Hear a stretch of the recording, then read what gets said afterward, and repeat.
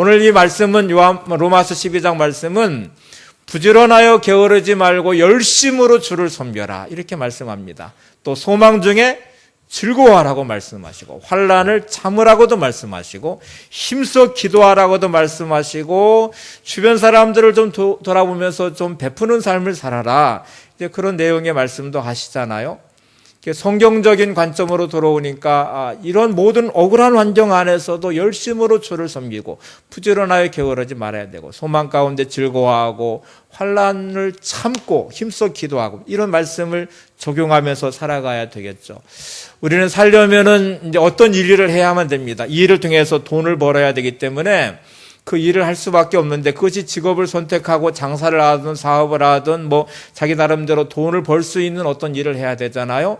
영어로 이 직업을 job이라고 말하는데 기독교에서는 이 job이라는 단어보다는 vocation이라는 단어를 더 즐겨 씁니다. 그 이유는 이 vocation이라는 단어의 의미 안에 직업이라는 단어 의미도 들어있지만 천직이라는 말도 그 안에 들어있고요.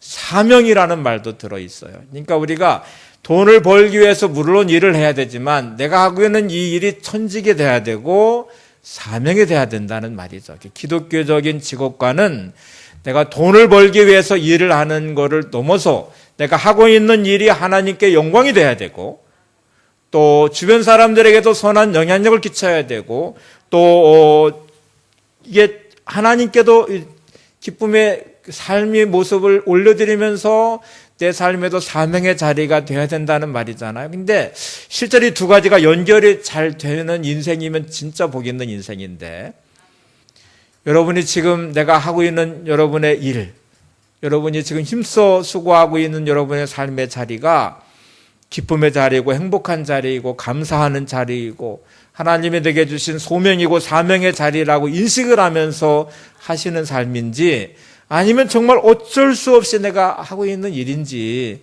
한번 점검을 해 보셔야 되죠. 어쩔 수 없이 일한다고 말할 때에는 몇 가지 의미가 내포되어 있어요. 이건 게으르다는 말이 아닙니다. 열심히 하기는 해요. 먹고 살아야 되니까, 돈을 벌어야 되니까 정말 열심히 수고하면서 노력을 하는데 그것이 내 삶에는 의미가 없다는 말이에요. 그 삶이 내게는 행복하게 만드는 일이 아니에요. 주어진 내 삶이 이 일을 통해서 막 가치가 발생하고 하나님께 영광이 되고 내 삶이 가슴 뛰고 행복하고 그런 일은 아니에요. 그냥 먹고 살기 위해서 하고 있는 어쩔 수 없는 일이 되다 보니까 그냥 그 일을 견디게 되죠. 어떤 경우에는 대충 그냥 일을 할 수밖에 없는 경우도 많죠.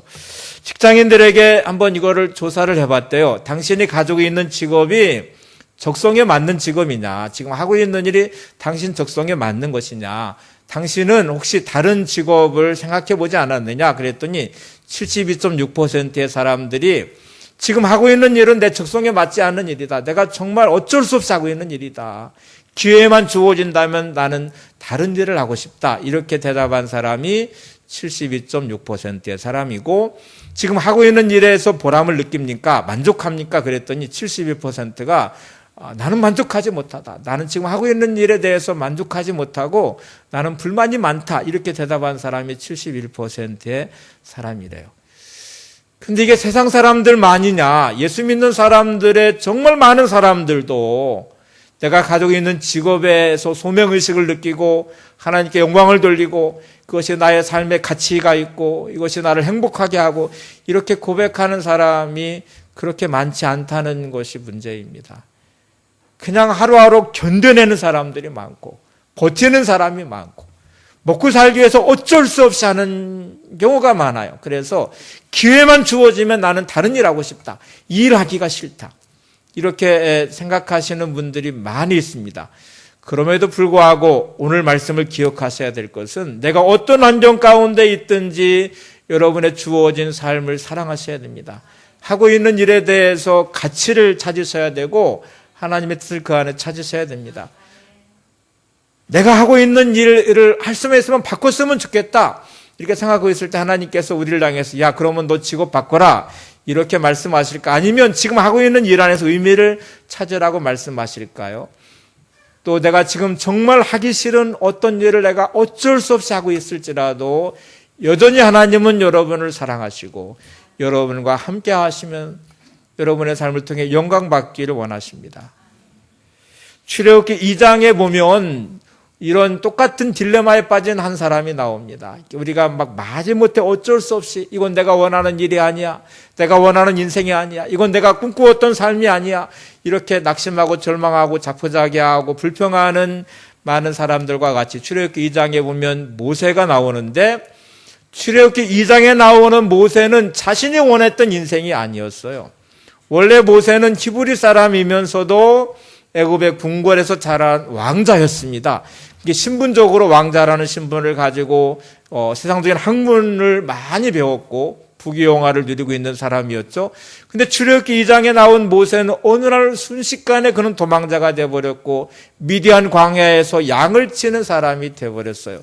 왜 이런 일이 있었는지는 성경에 나와 있습니다. 히브리 사람으로 왕자이지만 자기 동족을 사랑하는 마음이 있었어요. 어느 날 밖에 나가서 보니까 자기 동족인 히브리 사람하고 애굽 사람하고 다투는 광경을 보았습니다.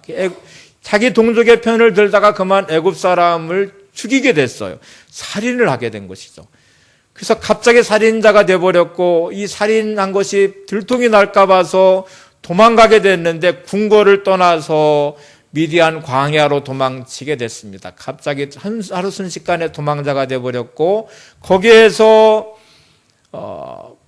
한 무리를 만나게 되는데 이 부두엘의 딸들이 7명의 딸들이 양들을 데리고 와서 우물가에서 물을 먹이려고 했습니다. 근데 다른 목자들이 와서 이거를 방해를 하면서 물을 먹이지 못하게 하니까 이 딸들을 도와서 양들에게 물을 먹이게 됐고 이것이 인연이 되어서 그 딸들 중에 하나인 시보라와 결혼을 하게 됐어요. 그러니까 이 펼쳐진 환경이 어느 날 갑자기 도망자가 되고 광야에서 지내게 되고 시보라를 만나서 결혼도 하게 되고 정착을 하게 되고 양을 치는 목자와 목동이 되었습니다. 이제 이런 자신의 삶은 자기가 꿈꿨던 인생은 아니죠. 모세가 애굽의 궁궐에서 지낼 때 아마 자기 나름대로 계획도 가지고 꿈도 꾸었고 또 나름대로 여러 가지 많은 미래도 설계하면서 이제 지냈을 때 하루아침에 그냥 광야에서 결혼도 하게 되고 또 목동 생활도 하게 되고 이런 거는 자기가 꿈꾸며 기대했던 인생은 아니잖아요. 어원 루처라는 분이 책을 써서 이런 걸 추석을 하면서 재밌는 표현을 하나 했어요. 이렇게 표현했습니다.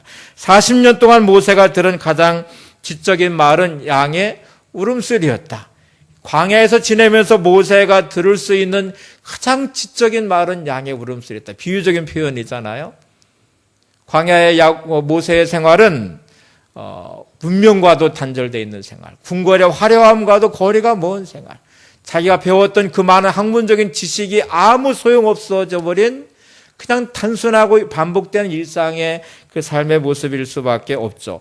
이렇게 보내는 이 모세가 만족했을까? 그 삶에 만족하고 의미를 찾고 행복했을까? 처음에는 그러지 않았던 것 같아요.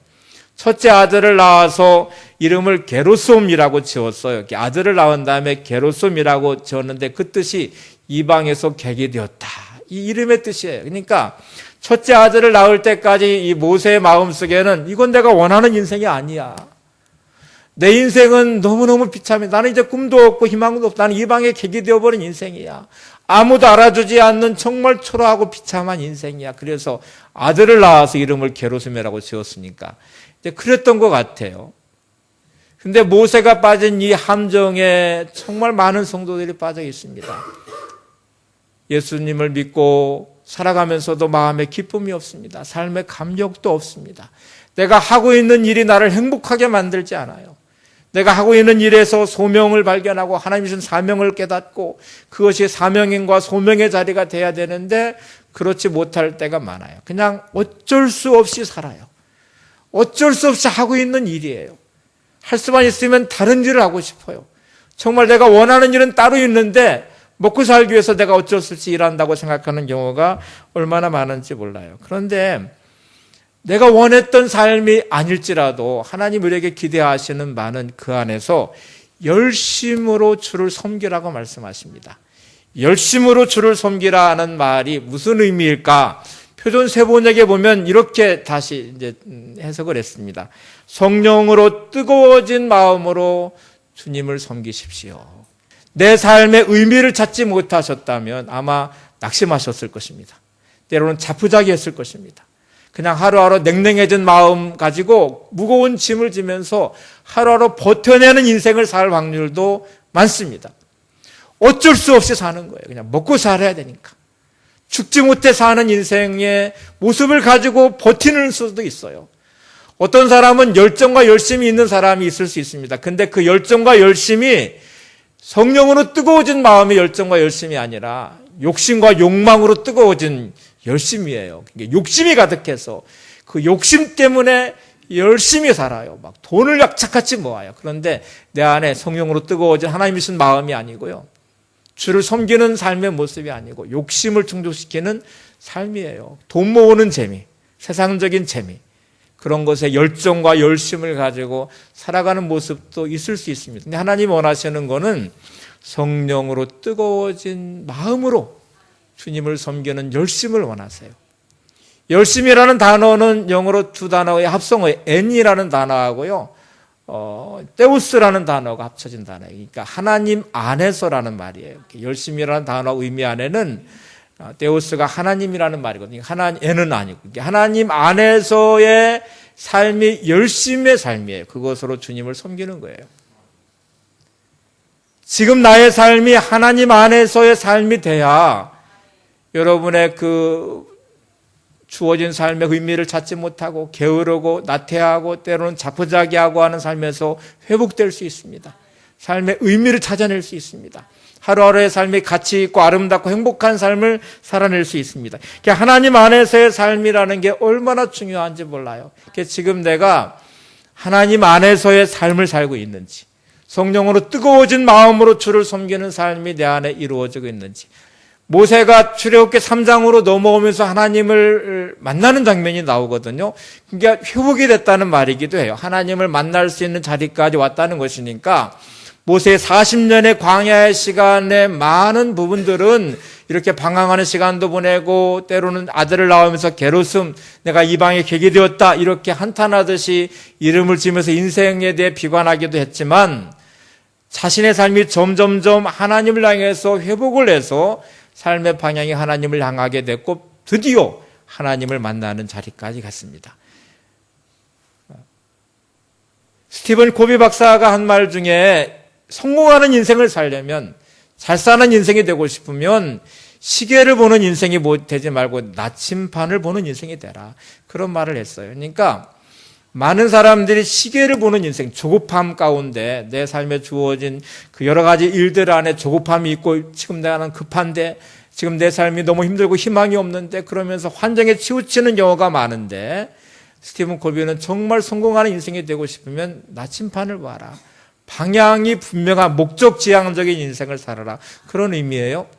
내가 주어진 삶의 자리에서 조급함에 또 괴로운 여러 가지 환경에 나태함에 빠지지 마시고 하나님을 바라보는 믿음을 회복하셔야, 하나님을 바라보셔야 온전한 인생이 되고 그래야 아름다운 삶이 되고 하나님이 영광 받으시는 삶으로 갈 수 있습니다.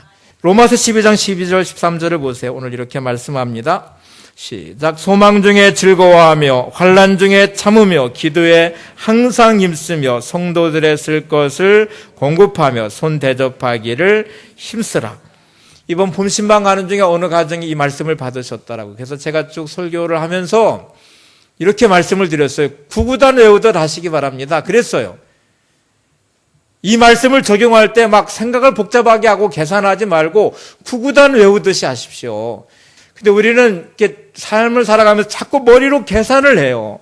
생각을 하면서 복잡해지기 시작해요. 그런데 하나님 말씀의 식, 하나님의 식을 외우시고 구구단 외워서 하듯이 그냥 반응하시면 돼요. 한번 적용해 보세요. 소망으로, 소망 가운데 즐거워하고, 환난은 항상 힘써 뭐를 하세요? 기도하셔야 되고, 여러 가지 환경에 주변 사람들을 돌보시는, 오늘 이 말씀은 성도들의 쓸 것을 공급하고 손 대접하기를 힘쓰라 그렇게 말씀을 하잖아요. 그러니까 나와 함께하는 성도들, 나와 만나는 이웃들에게 그들의 필요가 뭔지를 살펴보시면서 나의 마음을 열고, 지금 나도 힘들고 어렵지만 나도 부족하지만 함께 살아가는 삶이 되도록 관계를 잘 유지하고 섬기며 베푸는 삶을 살아가는 것, 이게 그리스도인다운 삶을 사는 것이죠. 고린도서 10장 31절 말씀도 너무 잘 아시죠? 그러므로 너희가 먹든지 마시든지 무엇을 하든지 다 하나님의 영광을 위해 하라. 내가 하고 있는 그 어떤 일이든지 다 하나님의 영광을 위해서 하라. 빌리 그레함 목사님의 사모님 부인이 롯 그레함이에요. 미국 사람들은 결혼하면 여자는 남자의 성을 따라가거든요. 그래서 빌리 그레함 목사님 부인이 롯 그레함인데, 이 롯 그레함은 자기의 삶의 의미를 한동안 못 찾았대요. 내가 대학까지 나와서 가정주부로서 이게 내가 지금 뭐 하는가, 내 많은 재능을 쏟기고 있는 것 같기도 하고 시간을 낭비하는 것 같기도 하고 내가 이렇게 사는 게 정말 잘 사는 것인가, 이런저런 생각을 하다가 그가 제일 싫은 게 설거지하는 거였대요. 내 이 고급 인력인데 내가 공부를 많이 했는데 이렇게 집에서 청소하고 설거지하는 거를 내가 이렇게 인생을 보내야 되나? 이렇게 설거지하는 게 정말 싫었대. 근데 이게 옳은 태도가 아니거든요. 그래서 싱크대에다 뭐라고 써붙였냐면, 매일 하루에 3번씩 나는 이곳에서 거룩한 섬김이 이루어지고 있다. 싱크대 위에다 이렇게 써붙였어요. 매일 하루에 3번씩 이곳에서 거룩한 섬김이 이루어지고 있다. 설거지하는 거를 롯 그레함은 거룩한 섬김이라고 해석을 했어요. 거룩한 섬김이 이루어지고 있다. 이게 잘 안 되니까 써서 붙여놓고 매일매일 보면서 자기를 훈련시켰어요. 설거지할 때마다 거룩한 섬김이 이루어지고 있다. 여러분의 삶이 하나님이 주신 의미를 찾아내셔야 됩니다. 거룩한 섬김의 자리, 하나님께 영광 돌리는 자리. 그래서 오늘 말씀이 적용되려면 소망 중에 항상 즐거워하셔야 돼요. 삶이 아무리 힘들고 어려울지라도 내 삶은 즐거움이 가득하셔야 돼요. 하나님이 주신 희망이 내 안에 가슴 벅차야 돼요. 환난을 만날 때에는 참고 견뎌서 이겨내셔야 돼요. 힘써서 기도하셔야 돼요. 내 주변 사람들을 원망하지 말고 내 이기적인 마음으로 사람들을 이용하지 말고 그 사람들을 섬기려고 하고 베풀려고 하고 함께 나누려는 마음을 가지셔야 돼요. 그런 마음으로 내가 살아가는 게 얼마나 중요한지 몰라요. 자, 출애굽기 2장으로 다시 돌아가서 모세를 생각해 보세요. 모세가 정말 힘들고 어려웠던 게 뭘까요? 내가 배웠던 지난 40년의 궁궐의 생활에 그 화려했던 삶, 많이 배웠던 학문적인 지식들, 그게 다 무용지물이 돼버렸잖아요. 순식간에 도망자가 되고 삶의 의미도 찾지 못하였고 내가 이거 뭐 하는 건가? 시간은 계속 흘러가서 10년, 20년 이렇게 흘러가는 시간에 나이는 먹어가고 꿈도 사라지는 것 같고 그러다가 그의 삶이 주정대 하나님을 바라보았는데 아마 제일 견디기 어려운 것 중에 하나가 인정받지 못하는 거였을 것 같아요. 주변의 사람들이 아무도 알아주는 사람이 없어요.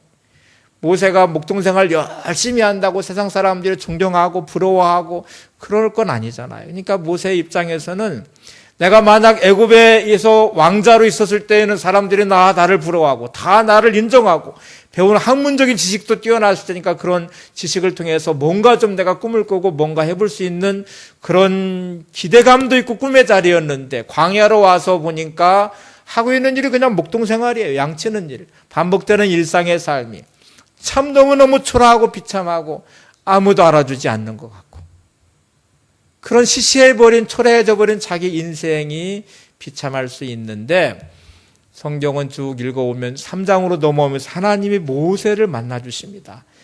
다시 설명할게요. 하나님은 모세의 인생을 주목하고 계셨습니다. 하나님은 모세를 떠나지 않으셨습니다. 하나님은 모세의 인생을 다듬어가고 계셨습니다. 하나님의 때까지 기다리고 계셨습니다. 그런 모세가 하나님을 만나면서 새로운 인생이 펼쳐졌잖아요. 떨기나 불꽃 가운데 하나님을 만난 모세는 120살까지 위대한 지도자가 되어서 놀라운 인생을 살아내기 시작했습니다. 여러분 지금 아무리 힘들고 어렵고 아무도 알아주지 않는 그 삶의 자리일지라도 하나님이 여러분을 알아주고 계십니다. 하나님이 여러분을 인정하고 계십니다. 하나님이 여러분을 인도해주고 계십니다. 내 마음에 이 고백이 있으셔야 돼요.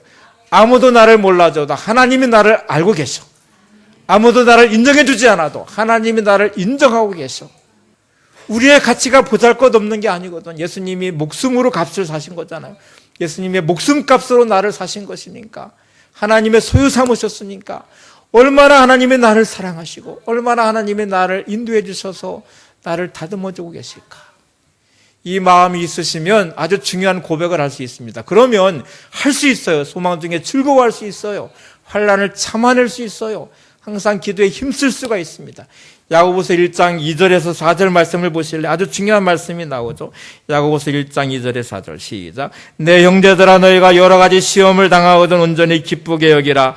이는 너희 믿음의 시련이 인내를 만들어내는 줄 너희가 알미라. 인내를 온전히 이루라. 이는 너희로 온전하고 구비하여 조금도 부족함이 없게 하려 함이라. 자, 하나님이 나를 알아주셔. 하나님이 나를 인도해 주셔. 하나님이 나를 사랑하셔. 이 마음이 내게 있으면 여러 가지 환난을 만나면 어떻게 해야 돼요? 온전히 기쁘게 여기라. 환난을 만날 때 기쁘게 여기래. 왜냐하면 하나님이 나를 조금도 부족함이 없도록 하실 것이기 때문에, 온전하고 구비하여 조금도 부족함이 없도록 나를 만들 것이기 때문에, 모세를 하나님이 다듬으셔서 만나주시고 그를 사용하신 것처럼 나를 사용하실 것이기 때문에 그거를 내가 알면 환난을 만날 때 기뻐할 수 있습니다. 소망 중에 즐거워할 수 있습니다. 참아낼 수 있습니다. 인내할 수 있습니다. 이 마음이 우리에게 필요하죠. 많은 사람들이 착각하는 것들이 있어요. 환경이 바뀌어야 행복할 것처럼 말을 해요. 내가 원하는 소원이 이루어져야 행복할 것처럼 말해요. 지금 이 문제가 풀어져야만 내 인생은 잘 될 것처럼 말을 해요. 근데 여러분, 오늘 말씀의 중요한 요지는 환경이 바뀐다는 말이 아니에요. 여러분의 마음을 지키셔야 됩니다. 마음을 바꾸셔야 돼요. 태도를 바꾸시면 소망 중에 즐거워할 수 있습니다. 환난을 만나도 기뻐할 수 있습니다. 내 마음이 바뀌면 인생이 바뀔 것입니다. 내 마음이 바뀌면 오늘 내가 기뻐할 수 있고 감사할 수 있고 행복할 수 있습니다. 내가 불행한 것은 환경이 힘들고 어렵기 때문에 불행한 게 아니에요. 내 마음이 나를 불행하게 만드는 거예요. 내 삶의 태도가 나를 불행하게 만드는 거예요. 지금 주어진 내 삶의 자리에 대해서 의미를 찾지 못하기 때문에 불행한 거예요. 그래서 먼저 마음을 바꾸시는 게 중요하고 태도를 분명히 하시는 게 중요합니다. 하나님의 때를 기다리는 게 중요해요. 여러분, 하나님의 때를 기다리지 못하면 내 생각이 나오게 되고 내 방법이 나오게 되고 그러면 교만해지기 시작합니다. 인간적인 욕심과 욕망대로 살아가는 삶이 될 것이고 그런 인생은 절대로 하나님이 원하시는 인생이 될 수가 없어요. 타락한 인생, 범죄한 인생이 될 수밖에 없어요. 그래서 지금 내 삶이 하나님 원하시는 모습대로 변화되는 것이 정말 중요하죠. 여러분이 교회 문 밖에 나갔다고 환경이 달라진 것 같지는 않아요. 내일이 됐다고 해서 갑자기 막 내가 가난했던 사람이 벼락부자가 되고 갑자기 내 환경이 막 바뀌어져서 어떤 놀라운 일들이 일어날 것 같은 그런 확률은 없어 보여요. 여전히 반복되는 내 일상의 삶을 만나시게 될 거고 모세와 같이 광야의 삶은 반복될 것이고 양치는 일은 매일 반복될 것이고 그런 반복되는 일이 우리 삶에 펼쳐질 거예요. 그럼에도 불구하고 내 마음이 달라지면 인생은 달라질 것입니다. 내 마음을 지키면 하나님이 나의 삶을 인도하셔서 반드시 하나님을 만나는 자리에 세우실 것이고 하나님의 은혜 안에서 새로운 인생이 펼쳐지게 될 것입니다. 모세를 쓰신 하나님이 여러분을 쓰시기를 간절히 소망합니다. 모세가 하나님을 만났듯 하나님을 만나는 경험을 하시기 바랍니다. 여러분의 믿음을 지켜내시고 승리하시는 삶이 되시기 바랍니다.